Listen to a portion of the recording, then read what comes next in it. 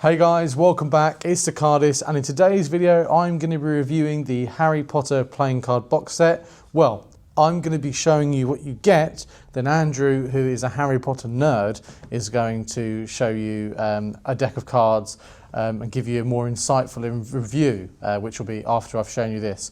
I've got to say, for what you get for £100, you get the box and the cards. It's pretty good value really for the amount of detail they go, but we'll take a look and see. Andrew himself hasn't actually seen this in person, so I think it's going to be quite unique. And obviously I'm going to not even, how do you pronounce that? Alohomora. Alohomora means unlock, so pretty fancy. Hey, Ashley. Yes. Someone asked me the other day, on a scale of 1 to 10, how much do you like Harry Potter? Do you know what I said? What did you say? 9 3/4. Oh, sliver in. That was good. Okay, should we move on? Yes. Okay, so I will do the lovely bit, which I feel like I'm taking something I shouldn't, which is taking the wrapper off. I'll be careful because I know Andrew's going to want to put this back in. I've had this for 3 months and I've waited so that you could do this. Okay. Oh, so it's got a nice matte finish to the box, which I'm sure Andrew will see. Thanks, that's Andrew's hand, just so you know. So I'm not too sure. I believe that they will obviously, because this is Warner Brothers has the rights to it. I'm unsure if maybe it's in their parks. I'm not too sure. But I know Theory 11 have it obviously on their site. But obviously, if you're looking for the decks, Andrew sells on Immortal playing cards the Harry Potter decks. This set, no. But if you're looking for just some of the decks, this might be a bit over the top for some people, because I enjoy Harry Potter, but I don't enjoy it this much where Andrew has brought this, but thank God he's brought it, so I don't need to. So they've got a lot of gold foiling on the box. There's the typical boring stuff that we don't want to go too much into detail, like obviously the logo and all the copyright stuff there. Other information there, like Harry Potter Wizard, World of Wizard or Wizard World, and then playing card box set. This side, the same thing, showing you the actual book, or box, whatever you want to call it. I don't actually know what it looks like till we open it. And then open it itself, so it's got some cool little features which we'll have a look at when we get it all out. So I think that's enough of the box. I feel like we can figure that out. Let's just open this up. It's like opening an Apple box. Oh, that's quite nice. So you have like a piece of paper. In my printing industry, this is probably about a 130 GSM paper. It shows you how to open it. It's instructions on how to open it, so I might need Andrew's assistance before I end up damaging it. But Muggle. Yeah, you get this. Oh, you get this like instructions in case you're a Muggle, I guess. Okay, let's undo that. Wow, that is very impressive. That looks so good. For £100, I do think you get quite a lot of value for money. That looks amazing. It looks so much better in person. It does, but I'm just a bit conscious I don't want to break it. Okay, so remove the box out the way. It's very well packaged. And there is the actual book itself.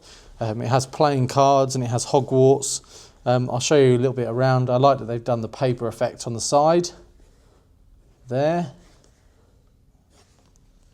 Then on the back as well. You've got some cool features. And they got Theory 11's logo on the back. If you turn it round, it was upside down. Oh yeah, Theory 11. So yeah, you've got embossed. their logo there. So let's see how we open this. What's on the spine, sorry? The spine, Hogwarts playing cards. Nice. So just with the gold, and then with the gold elements and the burgundy elements. So not too sure how we open it. I know I can just lift it, but that seems boring. Let's see how we make it spin. So we're going to figure this out. This says here that it's not actually that crude. Okay, so we've had a play to try and see how this works to make it magical. Oh, there we go. So it does that, and then it flaps open to reveal the cards. Obviously, it's got the names there, and then you open it up, and then you've got the special box. I'm going to remember these off the top of my head from memory. We've got Gryffindor, Hufflepuff, Ravensclaw. If I pronounce that right? Ravenclaw, we'll go with that. That's fine. And then Slytherin, which I would say is more of where I would be. Apart from we did a test and I was Gryffindor. And then you pull it again and then, oh no, it's gonna, you want to see? Oh, there it is. And then there is the Ivory edition, which they haven't yet. It's not released by itself. It's obviously in these box sets. So I would say, I don't know how much the decks go for. What's the retail of these decks normally? It fluctuates. When it first came out, they were about $11.95 in British pounds. Now they're jumping up to about 13, 14. Okay, so let's say you're paying hypothetically £12 a pack. So you've got 12, 24. So you've got 48 just in these two. Then you've got this limited deck and then the box. So I would say for the value for money, £100 is pretty good going. I'd say so. So I'm going to see how I get this out without damaging. That is very weird how they've put that in. Okay, there we go. So this is definitely a different one, but this is the Ivory.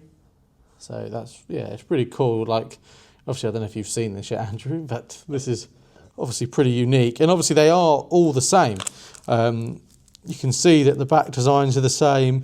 It's just the actual designs and the colours. So the design is the same. It's just the colouring that they've changed. So obviously in the next part of the video, Andrew will explain what those bits are. But for the craftsmanship on this box, I think it's extraordinary, really, for what you get for the money. And then all you do is just close that back up.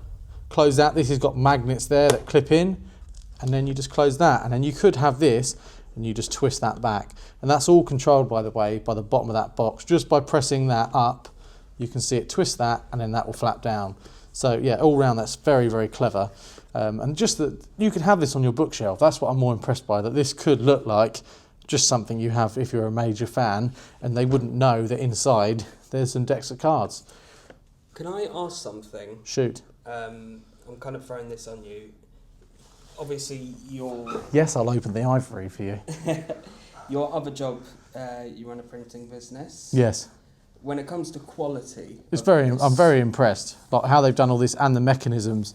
I can't figure out exactly how that this part underneath. Obviously, I don't make products like this. I just deal with like more signs and paper printing. But like this is very impressive. All the embossing they've done and all the de-embossing and the foils that they've used to produce this. But how they've managed to make it so this turns, I can't figure out how they've. Obviously, you know the mechanisms here, and it probably goes under. But I just say it's very clever. Must go something along the spine. I don't.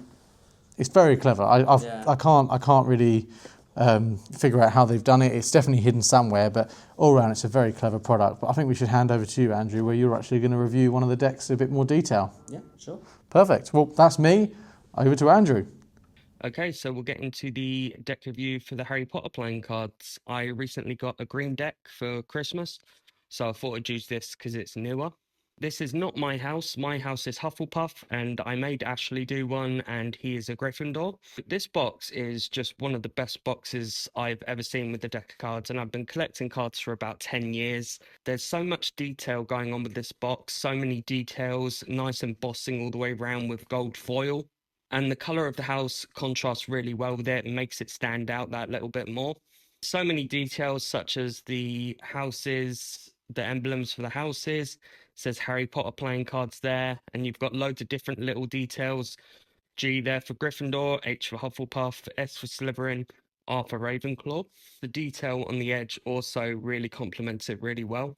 I've seen a lot of deck reviews going into immense detail, and I kind of want to do a bit more of a brief version just so you can get the deck, and when you open it, you can appreciate it that bit more. On the side of the box, you've got Expecto Patronum and a couple of ones at either side, and also that lovely scroll work that's going around. On the other side, you've got Wingardium Leviosa, again with a couple of ones either side. On the bottom, you've got Theory 11 copyright information with the nice gold foiling going along there as well. It's nice when they put the copyright information theming with the deck and instead of just putting it on there. At the top, you've got some scroll work, and I'm not 100% sure what's behind this seal, but this seal is a stamp seal and it says HP there, and there's also a P there. So if you look at it whichever way, it will say HP. And I really like the stamp seal on this. When you pop the tab, you have got Harry's glasses and his symbol for his scar. And then there's a couple of spells on there, which are Obliviate and Alohomora. And if you look inside the box here, you've got a lovely green metallic ink, and you've got an owl there, and I believe that's Hedwig. There's a little ribbon saying Hogwarts there. The box design is absolutely flawless. There's just the most amazing details on there. A lot to find. You know, you've got Helga Hufflepuff's cup, you've got the Sword of Godric Gryffindor, Salazar Slytherin's locket, and Rowena Ravenclaw's diadem. You could just be looking at this box for ages. There's so much detail going on with this. Hufflepuff's still the best house, though. Two jokers with this deck. The first one is Hagrid. It says the Keeper of Keys. You've got Hagrid there, his umbrella, Frank the dog, and if you look at the bottom there, there's Buckbeak. There are two words at the bottom that say game and keeper. I really like the look of this. It looks fantastic. It would have been cool if it was pink, but I'm just picking at little bits here. You also get Dobby on the other Joker, and it says Dobby is free in that banner there. And he's holding a sock, and he's got some sparkles coming out of his other finger from where he snaps his fingers in the films. And it just looks amazing there. It says Harry Potter on the bottom. The other words say bad Dobby. And if you've seen the films, you'll understand why that's there. Here's a look at the back design of the cards. The amount of detail in this is absolutely crazy. And look at this for ages and you'll spot loads of little symbols, especially if you've followed Harry Potter. You've got the animals for the houses. You've got the Deathly Hallows symbol, Harry's glasses. Just so many little things. You've got Sword of Godric Gryffindor. And yeah, you could look at this for a little while and spot loads of little details that you will see if you've watched all the Harry Potters or read the books. You've also got a nice H in the center, which symbolizes Hogwarts, and a snake going out either side. It's a mirrored back, and it just looks absolutely outstanding. Now, we will have a look at the Ace of Spades. Now, I have said from the very start of opening my first deck of these, this is one of my favorite Ace of Spades. Just the most amazing amount of detail. You've got an owl with the wings out there, which I can assume resembles Dumbledore's stand when he's making a speech in the Great Hall. You've also got Golden Snitch, you've got Buckbeak on the top, you've got Harry Potter on the bottom. Again, there's so much detail going with this. I do like the Hogwarts at the top and the Sword of Godric Gryffindor there. Overall, being able to fit this much detail in such a small space just really, really surprises me. We'll now have a look at the spades. Now you'll be able to see that all the pips are customized, and also the pips on the side are also customized. And you'll see that in here is the Sword of Godric Gryffindor. And as we go through the deck, you'll be able to see all of these.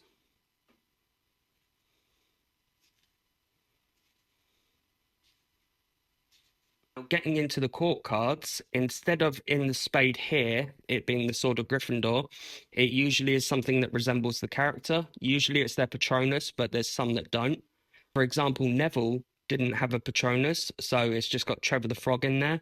He's got a plant going on there, and all the court cards have little symbols resembling the character. You've got Luna Lovegood here, and you can see her glasses and her wand there. And inside there is her Patronus, which is a rabbit. This is my favorite Harry Potter character of all time. Very generic, but it's true. So you've got Professor Snape here. He's holding a potion. And inside the pip there, he's got a doe, which is his Patronus. Have a look at the diamonds now. And inside this is Rowena Ravenclaw's diadem. And they've also made the pips bigger on the aces, which I really like, especially with the customized deck. See, as we go through, they are the same on all of those cards. Looks absolutely fantastic. I love the fact that they've gone kind of all out with these cards. And I've noticed they're doing that with all of the cards that they're bringing out, theming with films and other things like that. The court cards on the diamonds, you've got Sirius Black here, and in the diamond there, you can see that it's a dog, which is his Patronus. I did originally think it was the House of Black emblem, but there's kind of a badge in there, not a sword. You've got Professor McGonagall, and there's a cat just going on there. She's got a wand there, and in there is a Patronus, which is a cat, believe it or not. And then we've got Professor Dumbledore. Now, I'll see if I can remember this. Albus Percival Wilfrid Brian Dumbledore. It looks really good. It really captures the characters, this detail and this artwork. You've got forks either side on the bottom and the right side. And in the diamond, you've got a Phoenix, which is his Patronus. I did notice I didn't see the Elder Wand in there, which I thought would have been in there, but maybe because of the stories, they didn't put it in there. I don't know. The clubs, you've got Salazar Slytherin's Locket inside. Also, again, enlarging the ace pips, which is really nice. And it's the same as you go through.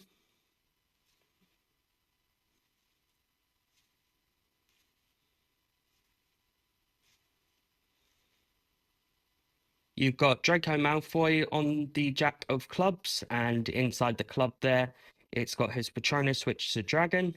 You've got Bellatrix Lestrange. Now, Bellatrix doesn't have a Patronus, so if you look in the club there, it's the Death Eater mark. You can see our wand out either side there as well.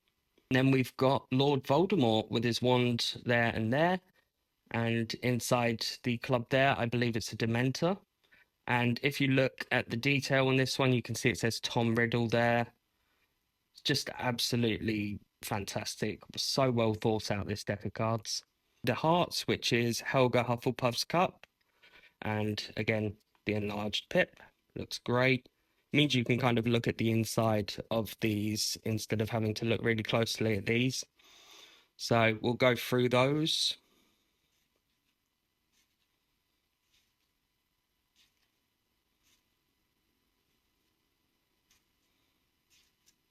I think we can guess now who the last three court cards are. We've got Ron here. He's got his one there. I would have loved to seen a little bit of sellotape on there from Chamber of Secrets. And if you look in here, it's a Jack Russell Terrier, which is his Patronus. You've got Hermione next with her wand out there. Looks so close to the actors and actresses in the films. And in the heart there is an otter, which is her Patronus. And finally, you've got Harry Potter. You can see that there's a broomstick either side, which is really cool. There's a golden snitch there and there.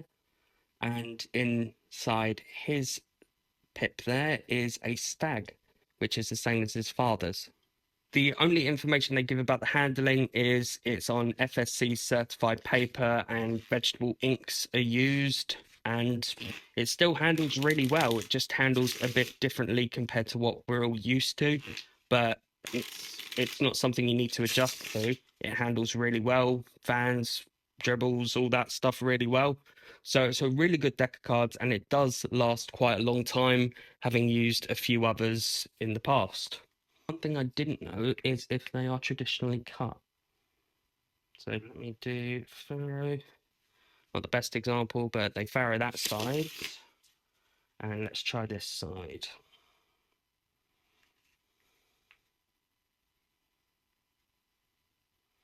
Yeah, the other side was a little bit easier, but they do furrow both sides, so I assume they are traditionally cut. Overall, this deck of cards is absolutely fantastic. All of the variations I really like. They complement the houses really well.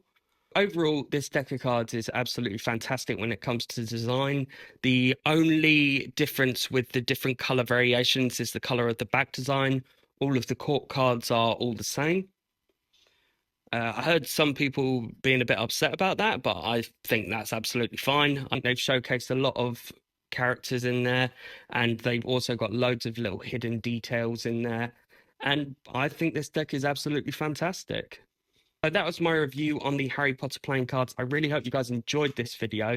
If you did, please leave a like and drop a comment and let me know some feedback. It would be great to hear. And yeah, I will see you guys in the next video, which will be a week from today. Just trying a giant fan before we go. That's pretty cool. Yeah, nice.